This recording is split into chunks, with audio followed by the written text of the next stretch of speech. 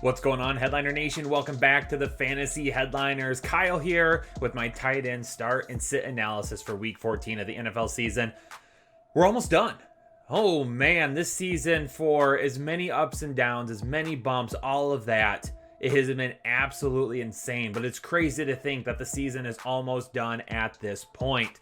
We got teams that are vying for playoff spots. We have teams that have already made the playoffs. We have teams that maybe are trying to keep from finishing in last place in the losers bracket. Whatever it may be, we got to get ready for Week 14. And one of the worst positions to try and call this year, of course, has been the tight end position. But I feel like I've done a pretty good job so far, and we're going to continue that track record here into Week 14. Let's go ahead and pop up last week's accuracy ratings on the board. And last week, not a bad week, 72%. I'd like to be a little bit higher than that. Obviously, we're always shooting for over 70%. Would love to be closer to 80%, but 72, it's not that bad. You know, we had a hit like Mike Gesicki, Robert Tonyan. Cole Kmet was a miss. We'll talk about more of him in just a minute. And the dirty word around here, Dan Arnold. Well, he had a decent game. It took him 13 weeks. But he had a decent game. But we'll talk about him too here in just a minute. So there you go, headliners. Let's jump into it. We're going to start with our Thursday night matchup. Let's get going. New England has no viable fantasy tight end, so the only people to talk about here are the LA Rams. And on that side, obviously, Tyler Higbee, Gerald Everett. Now, last week, not a bad week for them. They combined for 13 targets. They caught 10 of them, 68 yards through the air, so not that bad of a week. But that's the exception, not the rule to the season. So far this season, they haven't really seen that type of work. Whatever it was last week, they were finally able to get a little bit of work. Tyler Higbee obviously scoring that touchdown. Gerald Everett was the one to see a little bit more volume, but New England allows the fourth fewest fantasy points to opposing tight ends.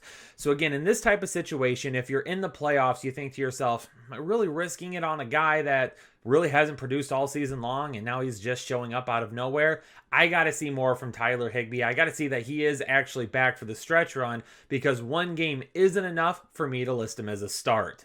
Denver at Carolina, and the one person that we have a lot of questions about, because he was a breakout candidate for a lot of people to begin the season's Noah Fant, really hasn't lived up to those expectations. I mean, the season got off to a decent start. 81 yards and a touchdown, 57 yards and a touchdown. Since then, it's kind of been all over the place. Now, some of that is attributed to the struggles of Drew Lock. There's been other things that factor too. I mean, Noah Fant had an injury himself at one point in time. The good thing, though, was to see 7 targets, his most targets since week 10. That's what we saw last week against Kansas City. And then we also saw 57 yards, which is his most receiving yards since week 2. In week 2, he had 57 receiving yards. He hasn't reached that. The closest he's been was week 11, 55 against Miami, back to 57. The 7 targets is what I want to see, though. And again, I talked about this a couple of weeks ago. With the way the tight end landscape is right now, we got to kiss, right? No, not me and you. Calm down. Don't come too close to the screen. You're making me uncomfortable here, Headliner Nation. All right? Keep it simple, stupid. That's what I mean. And that's what we got to do with the tight end position, okay? Are they getting targets? What is their anticipated target share? Is it a good matchup? Is it a matchup where there's negative game script? Okay, we're not going to read into the numbers too much, because this position has been such a guessing game all season long. It doesn't matter how many stats you have. It doesn't matter. Throw it out the window. We just got to keep it simple. If it looks like a good opportunity, you play that tight end. If you have a tight end that has an opportunity for higher upside, you play that tight end. Noah Fant will be a start for me this week. Again, it's good to see the targets back up to 7. It's good to see the yards back up as well. Talked about it earlier with Carolina in my wide receiver video. There are concerns with Carolina's defense right now because it just hasn't been that good this season. Hasn't been that good over the last 4 weeks. So maybe there's an opportunity for Noah Fant here. Now for Carolina, at the beginning of the year, I liked Ian Thomas. There was 1 or 2 weeks where I said, you know what, let's try him here, even though it hasn't been that great of an opportunity for him this season.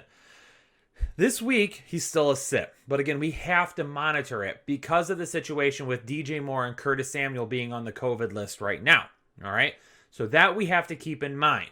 Also, DJ Moore dealing with that ankle injury. Robbie Anderson, what if he pops up on a COVID test and he has to go on the list as well? So if they're hurting at wide receiver, Ian Thomas may have to step in this week. As of now, he's a sit. But if we find out if any of these wide receivers might be sitting themselves come Sunday, then we might need to jump back on Ian Thomas, and I'll let you all know later in the week if that happens. The Houston tight ends will continue to be just a soft spot in my heart because I know the opportunity is there. We've seen the opportunity before, but there's never really any reason why the opportunity comes and goes. And that's what's happened. I mean, there have been weeks this year where Jordan Akins looked like an absolute slam, lock him in, top 12 tight end. He's going to get volume, potential to score, whatever it is. He does nothing. And this week, I just can't go back to it. I can't go back to it. I'd love to go with Jordan Akins again, especially considering that they've lost Will Fuller. Brandon Cooks is dealing with a head injury, potentially. Kiki Coutee, obviously, he's kind of stepped up. But the problem is now they're playing 4 separate tight ends. They're worse than Indianapolis at this point. I talk about Indianapolis all the time. They've got 3 tight ends. They're splitting snaps, targets, potential touchdowns, everything. If you combine them together, you got a great opportunity there for a top tight end. But with these guys, it's kind of the same thing. Now they've got 4 different tight ends that are getting snaps. They've got 3 different tight ends that are getting targets. And Jordan Akins, even though he's been playing out in the slot quite a bit, I mean, his snap percentage in the slot is over 60%. One of the tops for all tight ends in the league. You would think with him being out there that they would utilize him more often, but they haven't been. And I don't know if it's because he's not a part of the game plan. I don't know if Watson's not looking his way. I don't know what it is. But with Coutee having to move to the outside, with Will Fuller being gone, I thought for sure Akins could be in a great spot last week. Nope, didn't happen. Can't keep getting tricked by that. And that's why, again, here in the playoffs, we can't list these guys as start. Yeah, sure enough, one of these guys might go off and I might end up missing on him at this point. But the chances of that happening are less than the chances of them scoring less than 10 fantasy points and me being correct about them as a sit. And again, being this deep into the fantasy season and in the playoffs, I just feel that there's better options we can trust our season with than either of these 2 guys. I'll be hoping for them next year. We'll see what happens, but not for the rest of this season. For Chicago, Cole Kmet, great week last week. Okay. Is he the tight end 1 on that team now, though? Jimmy Graham at the beginning of the season was a fantasy savior for a lot of people. Did a great job. But he hasn't done anything since then. And then all of a sudden this week, Cole Kmet comes out and he has more targets than Graham. He has more receptions than Graham. And he has a touchdown. Mitchell Trubisky's looking his way a little bit more often right now. That's why Jimmy Graham's going to be a sit for me. Now, Cole Kmet, yeah, maybe you consider him as a start. I'm not yet. Not going to do it yet. Houston's been pretty tough against tight ends. I mean, TJ Hawkinson last week had a great week, but that was like the best performance that anybody's had against them all year. And that was because, the Lions are utilizing TJ Hawkinson with no Kenny Golladay. Thank God, finally. So it's not the same as Chicago. I mean, Chicago, you've got Allen Robinson. Yeah, you've got Marvin Jones, but Allen Robinson is like a bona fide number 1. All right. And Detroit, Marvin Jones isn't really that bona fide number 1. It gives TJ Hawkinson a little bit more leeway. And Cole Kmet's not TJ Hawkinson either from any type of a standpoint. That's not what I'm trying to get at. I'm just trying to say, if you look to last week and say, well, TJ Hawkinson burnt Houston last week, we got to go Cole Kmet with this week. Different situations, different scenarios, okay? Cole Kmet's not like a focus on this game right now. David Montgomery's running the ball a lot better. We'll be able to run the ball against Houston a little bit. Allen Robinson, bona fide wide receiver number 1. You've got Anthony Miller. He's been getting more snaps, looking better out of the slot all of a sudden over the last few weeks. Darnell Mooney's got 6 targets in 5 of the last 6 games as the wide receiver 2 right now. They just have more volume going to those guys right now than they have going to Cole Kmet. And that's why this week he can't be a start for me again. Dalton Schultz does enough every single week to just titillate us. Coming from a guy that loves to be titillated, he just doesn't do it for me. I mean, we take a look at his weekly stats, and he does just enough for us to look at it and say, man, should we really consider him next week? I mean, to begin the season, Blake Jarwin, popular breakout, did very well. He ends up going down with his injury, and then you've got Dalton Schultz that steps in, and Schultz was pretty good at the beginning of the year too. I mean, if 48 yards at one point, 72, but he's gotten enough targets, but never in a half PPR format has he actually been a really good start any single week. He had 48 yards. Well, actually, let's dial it back. In week 8, 8 targets, 6 reception, 53 yards. We say, maybe next week they get Pittsburgh. Tough matchup for the wide receivers. Maybe he does well. 7 targets, 4 receptions, 48 yards. Okay, maybe we jump on board now. Still not that great. Only about 6 points in half PPR leagues. Then he goes out and he scores a touchdown against Minnesota. And then, maybe some of you are back on board. Well, then he goes 5 receptions for 24 yards and then 4 receptions for 44 yards. So the dude's really only kind of around that 6, 7, 8 point fantasy margin right now. He's not really getting around 10 yards. So he's seeing decent targets. I'll give him that. He's seeing a decent amount of targets, but he's not really turning them into big plays, which we need from him. But they have 3 much better options there.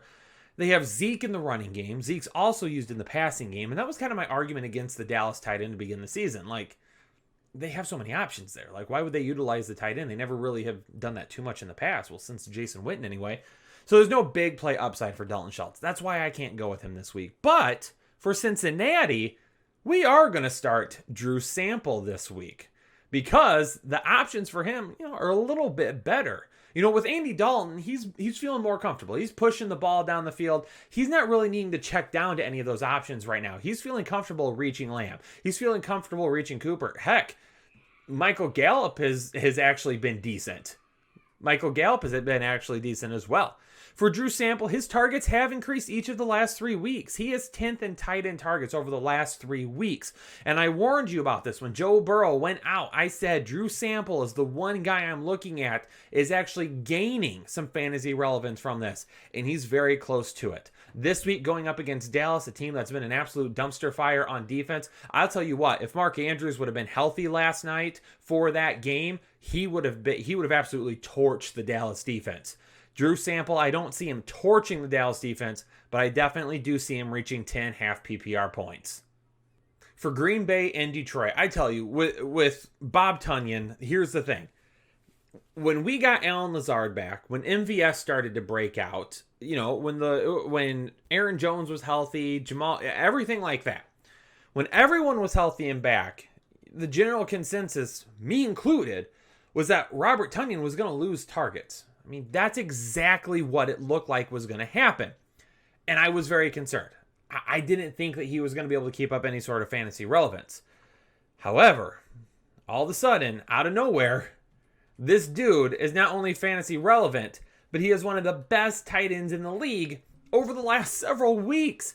The guy has a touchdown in 3 straight games. Heck, the dude had 7 targets, 5 receptions, 79 yards against Minnesota in week 8. In week 9, 1 target, 1 reception, 5 yards. Against Jacksonville in week 10, 4 targets, 3 receptions, 33 yards. At that point, I said, all right, we're probably done. I had him as a start that week against Jacksonville. I said, yeah, we're gonna go with him here. It didn't happen, but at that time I warned you, we could be done with Robert Tonyan because he's just not going to have the opportunity anymore.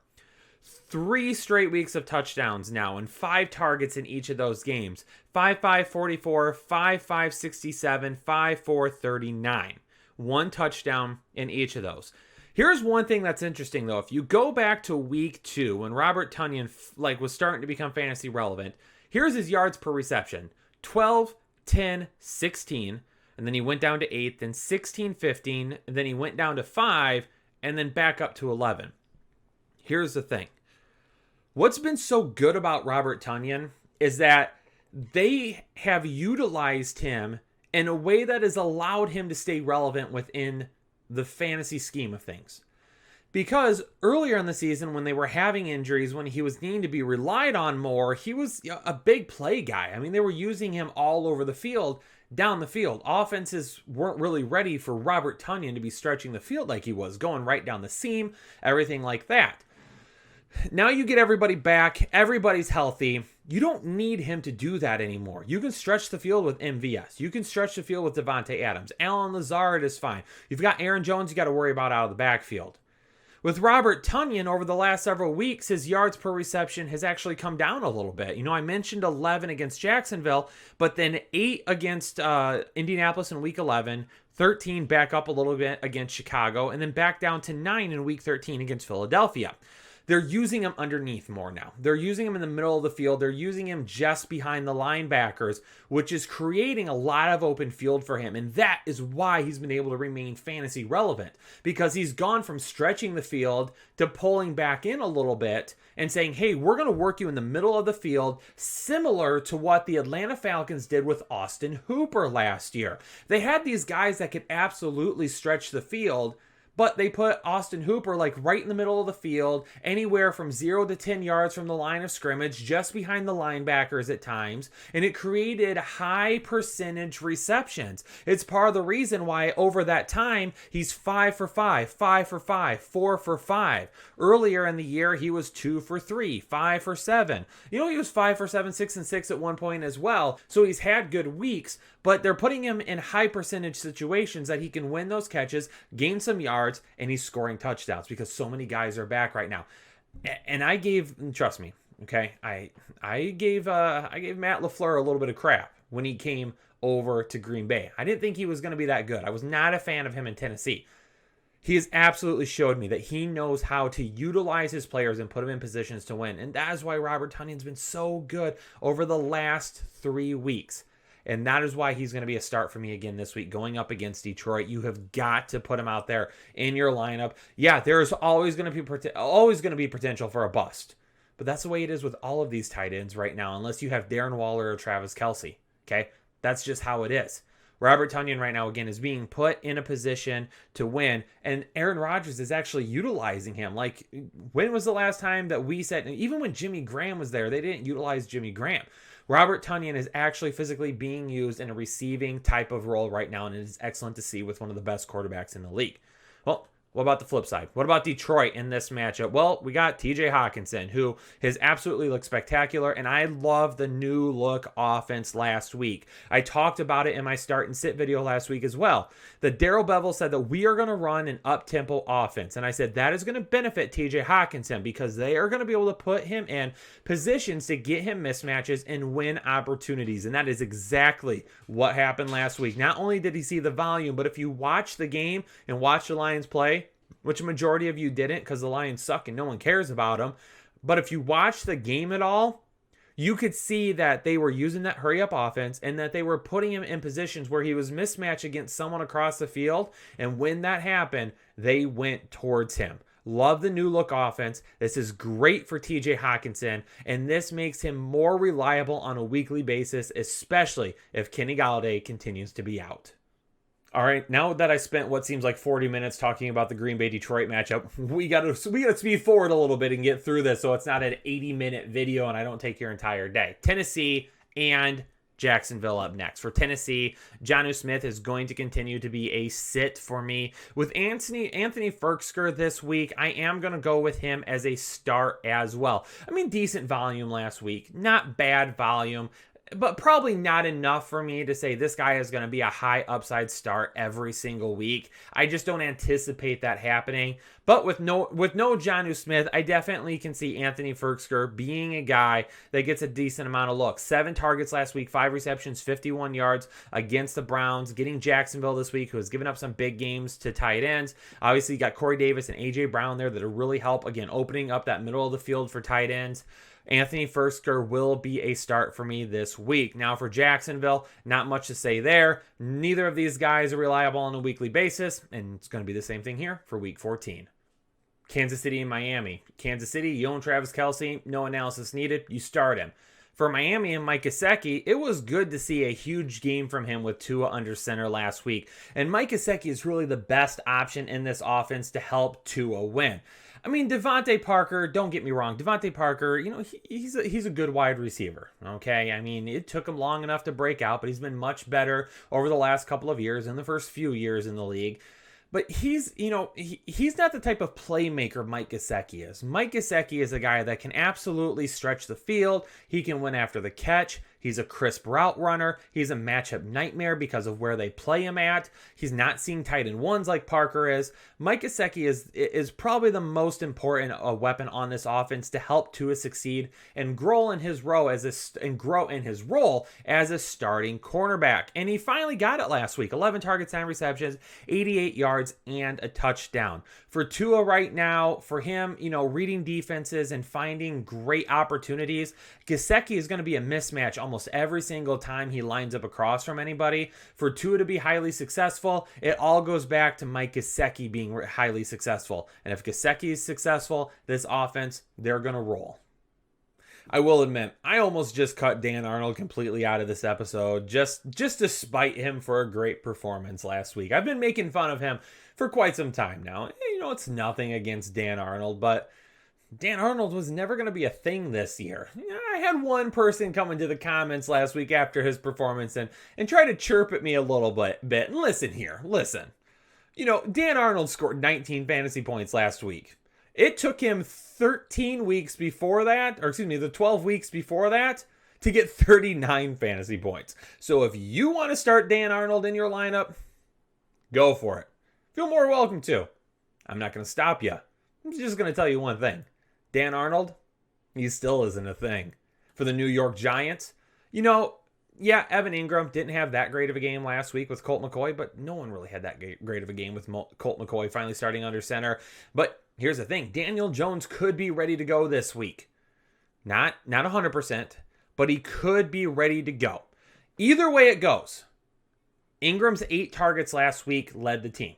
So it was clear he was the number one target even with Colt McCoy under center. Now, did all the yards and receptions show up and a touchdown and everything? No, it didn't. But it still follows a trend that they have absolutely figured out that you have to have Evan Ingram submitted into the game plan. And as long as there's targets, production will follow at some point. So if Daniel Jones plays this week, excellent. Evan Ingram's going to be a start. If Colt McCoy plays this week, it doesn't matter to me. There's far worse options. He still targeted him 8 times last week. He'll still be a start for me this week as well. Hey, I got to give my appreciation to Kyle Rudolph. Big time a couple of weeks ago. Coming through with no Irv Smith, no Adam Thielen. Was a huge hit. Dude played very, very well. He helped out a lot of fantasy teams that streamed him, and that's exactly what we needed for him. But Adam Thielen is back, so we're going to move on from Kyle Rudolph at this point. Hey, it was one good game. We appreciate it. Not going to see it with Adam Thielen and Justin Jefferson, and of course, Dalvin Cook getting all of that workload as well. So for Minnesota, no tight ends to start this week. For Tampa Bay, we'll start Rob Gronkowski. Okay, 106 yards last week, 7 targets, 6 receptions. And listen, I don't say it like this because I hate Rob Gronkowski. Who hates Rob Gronkowski? Okay, nobody does. Nobody hates the Gronk. Okay, but here's the thing. He's so dependent at this point. Like when you've got 3 guys like Chris Godwin, Antonio Brown, and Mike Evans on your team, it's really hard to justify saying, hey, Rob Gronkowski is going to have some kind of a crazy ceiling every single week. Now, he did find it, a couple weeks ago. Looked good, and I don't mean last week. I do mean a couple of weeks ago. I know they were on a bye last week. I just, out of habit, said last week. What are we going to see going forward? For me right now, kind of the hierarchy there of pass catchers.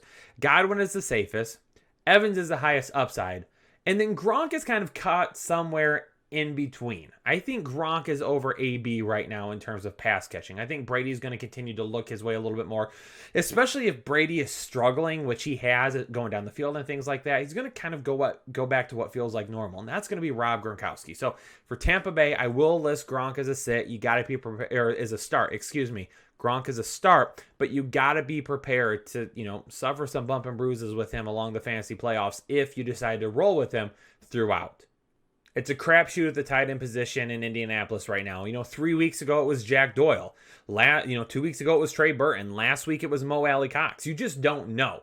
They're going to split snaps. They're going to split targets. And really it's only going to come down to who can potentially catch a touchdown and who gets open the most on this team. Again, add them all together and you've got a great tight end here. But if you split them out, you got a headache that's a disaster to try and figure out every single week. It's too risky to try and figure out one of 3 tight ends when you have different options out there, especially with the way T.Y. Hilton's been playing. For Las Vegas, It's Darren balls to the wall. Or I got some questions about him last week. Can we trust him after that horrible performance? I told you, yes, you don't sit Darren Waller. Hopefully you didn't, because you would have left 200 yards and a lot of points on your bench. For the Jets in Seattle, I'd love to talk more about using the Seattle tight ends this week. And the Jets don't use their tight end, so there's no storyline here. But for the Seattle Seahawks, going up against the Jets that allow the second most fantasy points per game to opposing tight ends, I mean, that would be a great position for Will Dissly. And I honestly thought that after the Greg Olsen injury, Will Dissly was going to pick up a little bit, but it just has not happened. The targets have barely moved since the Olsen injury. Will Dissly and Jacob Hollister are basically seeing the same exact volume that they saw beforehand. It is a great matchup, and if you're playing like DFS and you want to throw Will Dissly in a GPP or something like that, that might end up working out. But if you're trying to get into the fantasy playoffs or you're in the fantasy playoffs, please don't risk your week on Will Dissly. There is potential, but it's not safe enough for me. For Atlanta and the Chargers, I was one of the biggest Hayden Hurst critics before this season. And it's absolutely nothing to do with Hayden Hurst. It's not because I don't think he's a good tight end. I just didn't see them utilizing him this year. I mean, saying what Austin Hooper did last year and what Hayden Hurst could have done this year were not the same thing, because Austin Hooper was utilized last year in an offense that couldn't run the football. They've done a little bit better of running the football this year with Todd Gurley. Yeah, the efficiency hasn't always been there, but they've done better with it. Now, Todd Gurley, the knee is bothering him. Either he's not going to be getting as many touches or he's going to be sitting here really soon. Whatever it may be, we're back to seeing a committee. But even Ito Smith last week showed us, he was a lot better running the football. They're a lot better overall running the football this year than they were last year. And as I saw it throughout the year, I kept having this conversation with a lot of you. And the one thing I will say about myself, I'll let my opinion change. If somebody brings me enough good information and a good enough argument that I'm like, yeah, you know what? That actually makes a lot of sense. I didn't look at it from that. I'm okay changing my mind. And after the season got started, Hayden Hurst didn't do that much. Okay, to begin the season, it was rough. But as the season kind of wore on, there were still some games where, his second game of the year, scored a touchdown, 72 yards. Then he had 51 yards and then 57. So I said, okay, maybe we are getting back to being able to use Hayden Hurst a little bit. But we've moved away from that again, because he hasn't scored a touchdown since week 6. He's seeing okay targets, but out of the last 3 weeks, he has 1, 4, and 0 receptions. He has 4, 8, and 2 targets. The weeks leading up to that, he had 8, 7, and 7. But there's been some injuries to Julio. There's been some injuries to Ridley, whatever it may be. When those two guys are healthy and on the field, I think your targets are going to sit right around that 4, maybe 5 area. Maybe he scores a touchdown, but scoring 10 fantasy points is just, it's going to be hard to come by every single week unless he's catching basically every single one of his receptions. But 25% catch rate, 50% catch rate, 0% catch rate. Back up into the 87, 71, 85, 100. That's where we need to be. That's his best stretch of games so far this season. But then at the beginning of the season, it's 33, it's 66, it's 33, it's 62, it's 60. Whether that be because the targets aren't that great, whether it's because he's dropping passes, whether it's because he just can't get his hand on passes, whatever it may be, he's not been good enough, consistently enough for us to actually utilize him. And I would love to put him out there this week in this matchup going up against the Chargers, because I think this is going to be a battle for them. But based off everything I've seen, he's far too inconsistent. And if you've been relying on him so far this year, you've probably had a lot of weeks where you've been really, really, really frustrated with him. For the Chargers, for Hunter Henry, we're not moving away from Hunter Henry. It was a bad week for everybody last week, right? I don't expect that to repeat this week. Atlanta hasn't been that great against opposing tight ends this season. Hunter Henry continues to be one of the most targeted guys on this team, right behind Austin Eckler and right behind Keenan Allen. He's still a big red zone target for these guys. His yards per reception have gone up a little bit. So even though we're coming off a bad week, we have several good weeks before that to realize that Hunter Henry is being utilized more often, so he'll be a start for us. Well, the changes at quarterback for New Orleans and Philadelphia sure have added a lot to the conversation, a lot to the media coverage, whatever it may be. but hasn't really done a lot of good for our fantasy tight ends. Jared Cook has been absolutely miserable since Taysom Hill took over. Scored a touchdown last week, but he's not getting very many yards, not getting very targets, not getting very many receptions. Not going to go with him against Philadelphia this week in a game that I mentioned it in the wide receiver start and sit video a little bit more. Philadelphia has a chance to get into the backfield to pressure Taysom Hill, and I think Taysom Hill's first thought process this week, or his first reaction, is going to be the run, not to pass. So because of that, no Jared Cook for me. For Philadelphia, yeah, even though Zach Ertz was back last week, didn't do anything for Dallas Goedert's fantasy value. We're going to roll with him again this week. He's still seeing the volume even with Hurts back. And hopefully with Jalen Hurts being the guy, Hurts, both of those guys, with Jalen Hurts being the starter now, he's going to look towards the tight end a little bit too. Dallas Goedert, even though the offense has been bad this year, Dallas Goedert's been pretty good over the last few weeks. Zach Ertz, either he's just still not healthy enough, or Dallas Goedert has really firmly grasped that tight end one spot. Whichever it may be, I can trust Goedert a lot more right now than I can trust Hurts. Logan Thomas for Washington, coming off an absolute banger of a week last week. Excellent week for him. He is the tight end 3 over the last 2 weeks, which is good to see. He's been inconsistent this year, but we know that over the last several weeks, he's still been getting a decent amount of volume. He's either been scoring touchdowns or getting yards. Last week, he put it both together and got yards and touchdowns. But there's likely going to be no Antonio Gibson this week. It sounds like we're going to be missing him. So some of those targets that we saw to him, yeah, they could still go to J.D. McKissic, but there's still going to be some left over. I mean, not every single target that Antonio Gibson was getting is just going to automatically be J.D. McKissic's. Logan Thomas is a good bet to see some of increased volume because of that. For San Francisco this week, Jordan Reed and Ross Dwelly. I mean, Reed has been a popular option to stream and pick up among a lot of fantasy owners, but just not that great. With the way the offense is running right now, Jordan Reed is not that great of an option. You've got Deebo Samuel, you've got Brandon Ayuk, and of course, this is an offense that continuously utilizes the running game. George Kittle may end up being back at some point in time. We'll keep an eye on that, but as of right now, with Reed as the tight end, he's not worth a fantasy start. Last week, I ended up changing up that Eric Ebron call. To begin the week, I was like, I'm kind of worried about this one. And then as we got later in the week, I was like, nope, screw it. We are going to start Eric Ebron. The volume's been there way too much. And even though he is super frustrating to watch because he drops a lot of passes and just at times he doesn't look like that great of a pass catcher. And I don't know why. The dude is crazy athletic. There's just something about him either taking plays off or letting ball. It's the concentration, I think, with Eric Ebron sometimes. He's so hyped up, ready to just go 115%. He doesn't let the game slow down to him sometimes, and he doesn't really focus in on the play directly in front of him. But with that being said, even with these 3 wide receivers, Eric Ebron is still getting a nice amount of volume. But I mentioned it in my wide receiver video. Chase Claypool, 60% of the snaps last week. That snap percentage coming down a little bit last week for some reason. Is it because of Eric Ebron? Are they going to a tight end a little bit more often? Whatever it may be, it's good for Eric Ebron, and we're going to roll with it again this week against Buffalo. And with Buffalo, Dawson Knox, Tyler Kroft, both of these guys are going to be sits for me. Every once in a while they do something, good, but not nearly enough to start. If he's back this week, then Mark Andrews is going to be my Manscaped must-start tight end of the week going up against Cleveland. Now, again, we have to keep an eye on it and see if he returns this week. With the way people have been returning, we expect Mark Andrews to be back this week as of this recording, but that could change, so keep an eye on the rankings videos for tight ends. But as of right now, 100% going with Mark Andrews. If he's back, you play him. Cleveland now allows the second most fantasy points per game to opposing tight ends. And Lamar Jackson looked better last week. Yeah, it was Dallas. Very soft defense, whatever it may be.